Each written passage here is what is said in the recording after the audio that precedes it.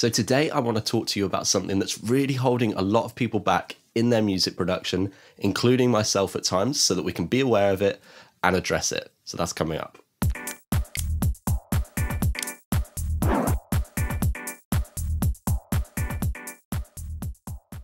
Hey, how's it going, guys? It's John Holt here with The Audio Journey, helping make music production accessible to all.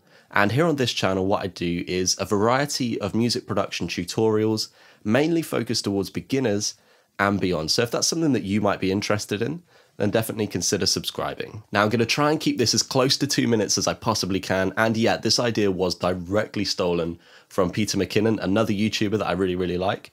So let's fire away with this 2-minute tutorial. So what I want to talk to you about is why focusing too much on the gear and the plugins and the equipment that you're using to make music might in fact be making you a worse music producer. And in order to do so, I've come up with a little analogy which I hope helps get my point of view across. So let's set the scene. Let's say you're walking through a museum and you come across a painting which is absolutely stunning. The first thoughts that you have when you look at that painting are likely to be something like, that painting makes me feel really, insert answer here, or it makes me think of this X, Y, or Z. It's not going to be, I wonder what the setup in his painting studio was like, or I wonder what paintbrush he was using, or what quality of paint, or what stand his canvas was on when he was painting this. It's like, that doesn't even come to mind. It doesn't matter. All of those things were there for that artist to create that emotion for you, or that interpretation for you. And that translates into music as well. Even as a music producer, you don't listen to a Bob Dylan track and think, I wonder what compressor he used on his vocals. It's like, no, that track made me feel this, or it made me want to go and do this. So the takeaway from that is that the tools that you use to make music are a means to an end. A MIDI keyboard is there to help you put in a MIDI sequence, which is going to play something which is going to evoke an emotion in your listeners. So focusing too much on the MIDI keyboard as opposed to the music you're making with it is a mistake, and it's not moving you forward in your music production. Another spin on this, if we return to the painting, if you gave me the best paint in the world, the best canvas, the nicest sort of laid out painting studio, and said, paint us a painting, it's going to come out looking rather horrendous because I have absolutely no painting ability.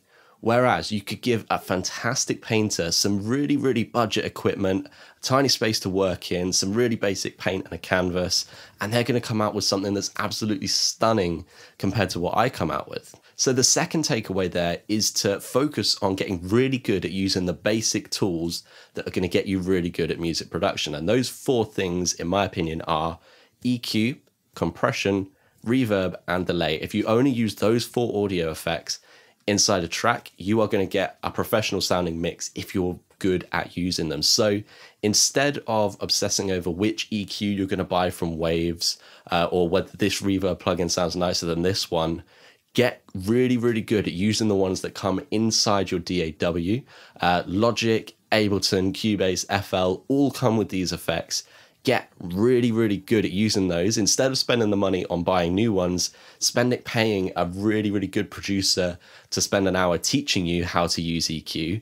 And that is going to move you forward leaps and bounds further than it is buying a new plugin that you still don't know how to use properly. It's shifting from that mindset of what gear is going to get me to the next level and shifting that to what do I need to learn to get to the next level. And I assure you, you can use much more basic tools than you think to do this. So there we go. I'm not really too sure how close I got to 2 minutes there, but I really hope those takeaways help. So drop me a comment down below if you have any further questions or if you have any comments about that.